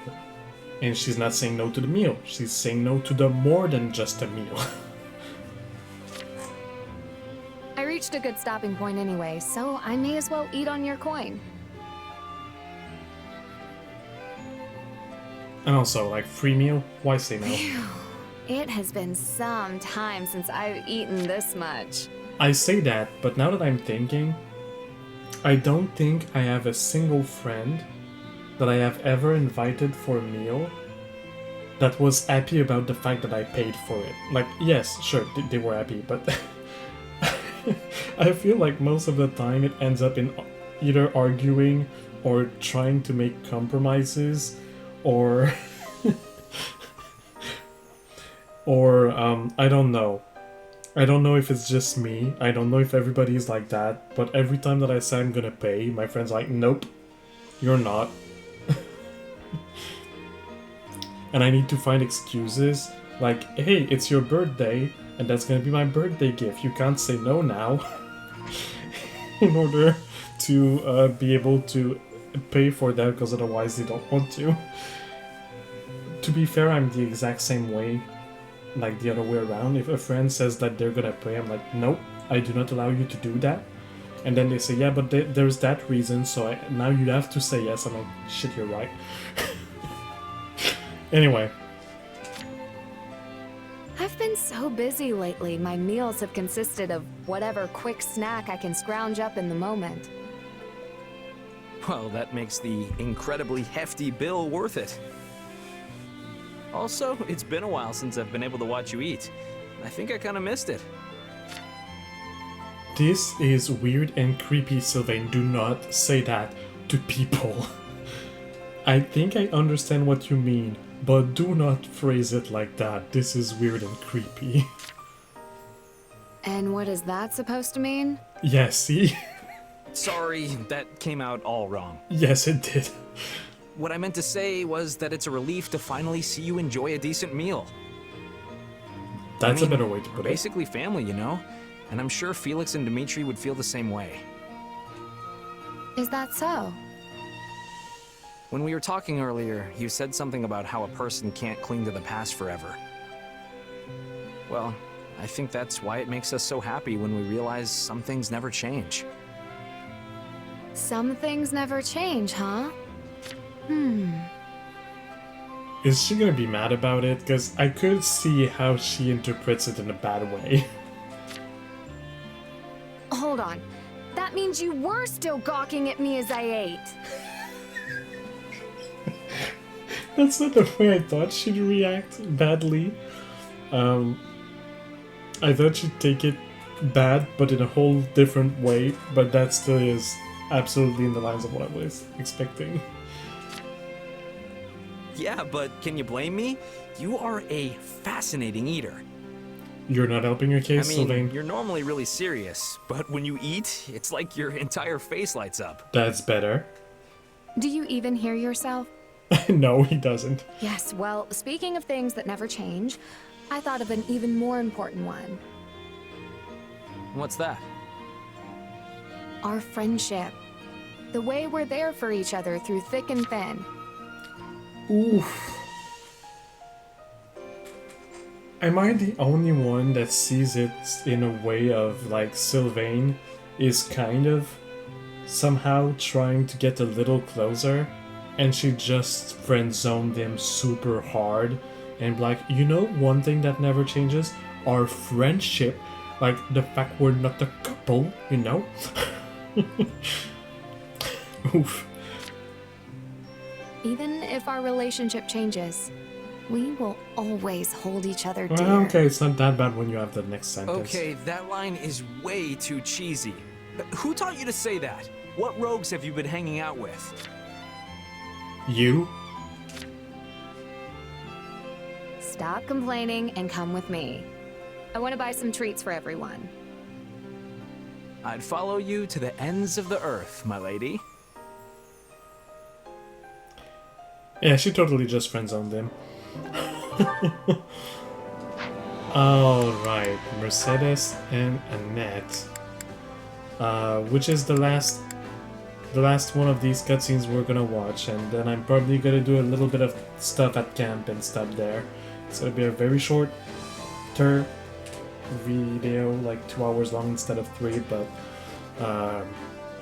otherwise I would have to go for 4 hours, and I don't want to do that, and I like to finish chapters in one sitting, if possible, and not cut the gameplay. So I'll cut the line between cutscenes and gameplay, I guess. So cutscenes now, gameplay next time. Next time might also be a shorter-ish episode, but I might start doing the camp stuff after the gameplay if I still have some time left. But enough talking about next time. Let's watch this and finally be freed of this nightmare. What are you doing up so late, Mercy? Which, by the way, I know I keep complaining, but again, that's just a thing. It doesn't mean I'm not enjoying it. Enjoying this. Like, it got mixed up in my head. I am totally enjoying this, and I like those cutscenes. It's just that I wish I was playing and not watching a movie, and I am not currently playing, which is why I'm complaining. But this game is good, and I still like it, and I can't wait to play more next week. I was having trouble sleeping. You too, Annie? Yup. I'm just so nervous about our battle tomorrow.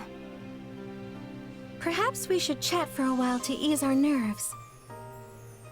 That's a great idea. It reminds me of when we were students at the School of Sorcery in Verdiad. When we shared a room and would stay up chattering until dawn? Exactly. It feels like that was forever ago. So much has happened in the meantime. We enrolled in the Officers' Academy, the war began. But we've stuck together through it all, even after classes were suspended. Of course, I'm so clumsy I felt like I was always getting in people's way while we were there.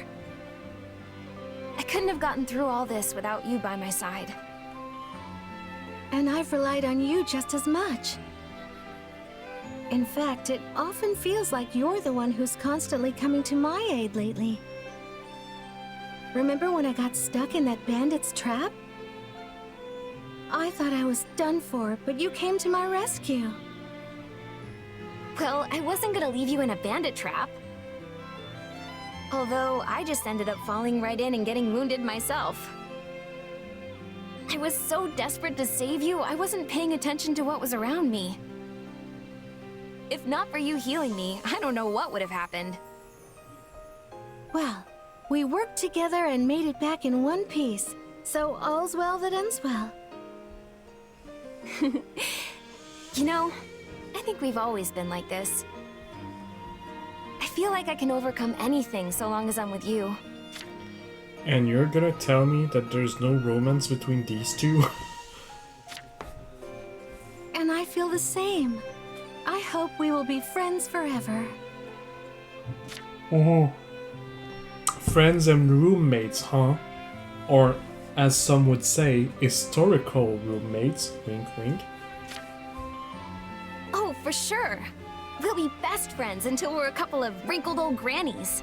Living together in the same house, being buried together then when you die? Yes, friends.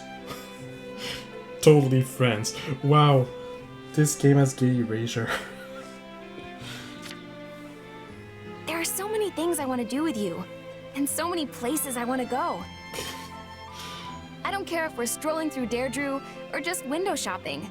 Everything's better with you. I'm sorry, but I'm watching this and I can't help but have this feeling of those lesbian couples that existed, or gay couples that existed in history, that historians always depict as just friends that shared a house, that went shopping together, that got buried together when they died, but they were just friends.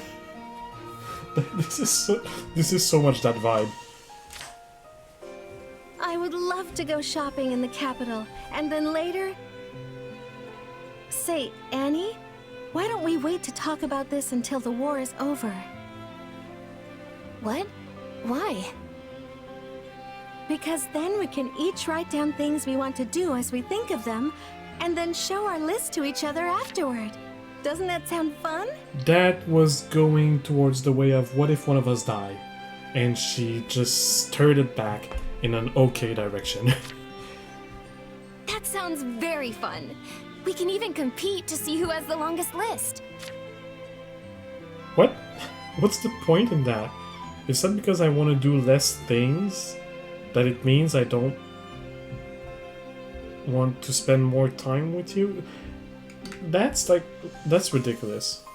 I don't feel like that's a good idea, but let's see how Mercedes takes it. I'm gonna scribble all my plans down as soon as I get back to my room so I don't forget. Yeah, and fall asleep on your desk. Won't that keep you up longer? Oh, right. My insomnia.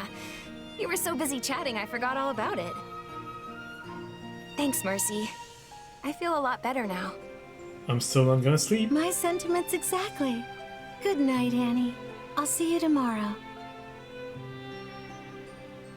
I've had moments like this, where it's like I can't sleep, and then I start chatting with somebody, and I still can't sleep after that, and it's like, oh yeah, that was fun. Well, still no sleep though. But didn't really help at all. Something got unplugged back here. My computer. Is it working? No, it's not. Okay. My mouse is not working anymore, but that's fine. I have a touchpad. It's just got unplugged, and kind of. It didn't, but it did. It's weird. Alright. What time is it? Fine. I'll talk to him, I'll see whatever that is. I think we're gonna, like, unlock the strategy meetings.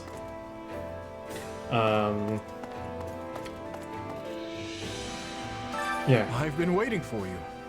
I think that's what's going to happen. We'll unlock the strategy meetings, and then we'll be able to start going on whatever adventure, which will be next time. Been waiting for you, Maya. Follow me. We will begin the meeting at once. Yeah. Battle suggestions. Little passive bonuses that we can get at the beginning of every chapter.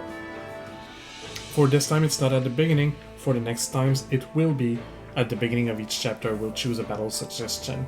Suggestion? Or is it between each battle? I don't remember exactly how it is. I'd like to hear from everyone. Please share any suggestions that you have. So Felix wants to focus on developing flexibility to improve the sword technique, which slightly increases the class experience gained when training class that wields sword. Or we could increase experience from classes that wields lances, or classes that wields tomes. I actually don't care about any of those that much. Experience with classes is not a problem because I'm farming. I don't really care that much about the classes of my people, except the few that I play with. So I'm gonna choose this one because it makes more people happy. Then it is settled. Place your trust in me. Now then. That's settled then. Ready yourselves for battle. The effects of ingredient edits are now active. And they get morale. Impressive. Excellent work. We now have a solid plan thanks to you. Our plan is to train more. Why can we not train more everybody? Our battles will only grow more intense from here on out. There is no telling when we may lose one of our dear allies. I read one of our dead allies. You might want to spend time with them while you can. That way, you will harbor no regrets should tragedy strike. Stop speaking like this. Hey. That's another reason I don't like you. Thinking about my friends remind me of my old mercenary band. Actually, I made a little something when I first became a full-fledged mercenary. It's gonna be the whistle. Might not be a bad idea to give that to someone. It'll be my way of saying I'll always be there for them. Yeah, the Merc Whistle. Okay. So I have one Merc Whistle that I can give to someone. Dimitri is over there with Dedu. I have one Merc Whistle that I can give to someone.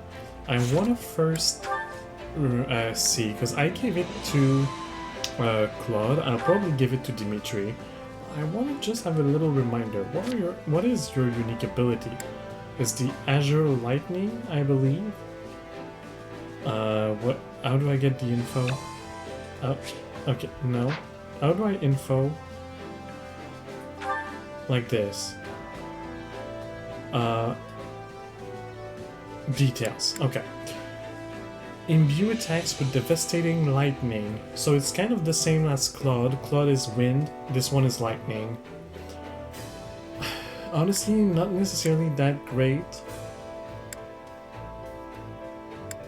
But I think I'm still gonna go for it. To keep the tradition, I gave it to Claude, I'll give it to Dimitri, I'll give it to Edelgard, I guess, on the next story. And I have been using the notes on poison, so I'll probably find a use for that as well. The thing is, this, like the main ability will, if I give it to the main character, will replace the character's unique ability, which is the Shadow Flash. And no matter what, I will never want to get rid of the Shadow Flash because it's way too good. So I'll never give any of those to the main character anyway. So sure, let's give it to Dimitri. Your Majesty, please take care. Your wounds have barely healed, and yet you're working incessantly. No. When should I work, if not now? There is no need for concern. I can wield my spear as I always have. I will agree with Dedu. Dimitri, go to fucking bed. No way. You sure you're not just trying to tough it out? Getting enough rest is part of your job too. I suppose you have a point, but I promise I know my limits. You keep saying that and you keep going above your limits anyway. So no, you clearly don't know them. And if I'm honest, my thoughts tend to stray to the situation with the Empire regardless. I cannot fully relax. If we have been able to defeat Edelgard, or better yet, if we had been able to defeat Edelgard, or better yet, Thales. No. What's past is past, Your Majesty, but now we must focus on the battle before us. Yes, you're right, my friend. Okay, Dimitri. Merc Whistle. Are you sure you want to give it to Dimitri? Yes. For me? Spectacular Thank angle. you. I will treasure Spectacular it always. angle. Shoulder pad. I'd like for you to have this. The Azure Dagger. Okay. So someone will get that. I don't know who. But someone. Maybe Dedu. Dedu, what is your ability? Demolisher. Hold the button when performing strong attacks to trigger blasts on impact that deal major damage to the enemy. That's kind of cool. But how about we turn that into lightning powers?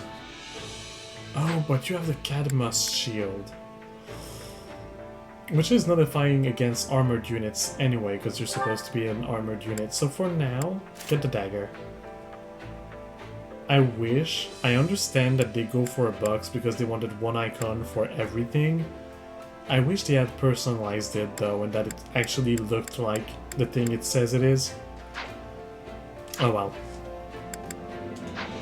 So that's one thing. One other thing done. Let me go see real quick at the training instructor something. Time to work you into shape. Can Dimitri... Oh, yes. So Dimitri is not quite done learning the Dark Bishop, but look at what we got. The Great Lord, a lordly figure who leads with unwavering authority. Dimitri dominates the battlefield with his unparalleled lance skills, which I will go for. It's his class, and by the time we reach the end of this story playthrough, we probably won't get it to the max anyway, so let's turn him into a Great Lord. Let's give him back his lance. Okay, the outfit is cool. I will say the outfit is very cool. Yes, I want to change it manually. Oh, yeah, that's the one I want to give you. So you have it already. Cool. With proper training, you'll be unstoppable. So that's another thing done. I don't think I have much left that I can do. So what I will do with all the money I have is go see the blacksmith. Wait, did I go see the item shopkeeper? I think I did. I carry a little of everything here. Yeah, I did. Okay. Hope to see you again soon. Alright, so let's go see the blacksmith. Hey there. And let's go see what I can forge. I don't have enough mithril to keep going, same for this one. I already have the Mercurius and Zoltan up to max. The Wodao would be next. Black Sand Steel. So I guess... But I will save all of my A-ranked weapons in the other categories. Like the Scythe of Sariel is not quite there yet. So let's go with that. Let's bring it to max. That costs a lot, but it's okay, I've got money. Lance of Zoltan is already there. The Axe of Zoltan is not quite there yet. Requires Roots Steel, which I have a good quantity of. Again, 200,000. 200 something thousand. The Bow of Zoltan is already plus 100. That's not what I meant to do. The Aura Knuckles and the Dragon Claws. Gauntlet said to have slain a legendary beast. Boost adjutant follow-up and boost aerial attacks. And the Aura Knuckles with Strike. Oh, I guess like they do more damage with the intelligence. Could go for that. And my tomes, I have the Sage Stone. Okay, so I think I'll go with the Dragon's Claws, because they're already high level. I don't really like the stuff they have though. That has reckless power, so it's not necessarily that good either. Oh, the Aura Knuckles are so much better with less... Yeah, okay, let's go for Aura Knuckles. Let's bring that to max. Is this it? And with whatever I have left of money, I guess I'll work on the Sage Stone. The Sage Stone. Invoke, crest, effect, and boosts. What does that do? Greatly increases damage dealt when sending enemies flying. Okay, sure. I don't know when that happens, but... and I will not have enough money to bring it to max, even if I have enough stones. So how far can I go?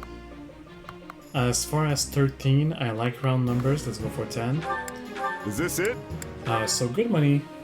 Good spending of money. I'll farm some more anyway before next time. See you around. So, also another thing I've been doing, I've been working on getting Claude all the classes and to level, because I keep having that feeling there will be a fourth story at the end when I'm done with Edelgard's story, that it will unlock a fourth story. And I'm hoping this fourth story will, if there is one, will allow us to play with a little bit of everybody, or everybody at all, like all three factions. And if that is the case, I would probably want to play with all three leaders, Edelgard, Dimitri, and Claude, and I will, well, therefore want them to be at their maximum potential. So I've been starting up to work on Claude. Once I'm done with Dimitri's story, I'll work on Dimitri. I'll probably work on Edelgard by the end of her story as well. Anyway, so I think with all of that being said, I will end this video here because I don't have enough time to do the full chapter, like the campaign and everything, so I'll just end here. Next time, when we see each other again, I will actually complete this chapter's missions and stuff. There won't be much before it because I already went through all the movie and everything, so that should go quickly into the gameplay next time, which will be nice. And for now, I hope that you enjoyed this, that you will have a good day, a good evening, or a good night, depending on when you've seen this. If you watched it, I guess if you're hearing me, it's because you watched it, so hope you enjoyed. And I will see you soon for the next episode of Fire Emblem Warriors 3 Hopes, the Azure Gleam story. Alright, take care everyone.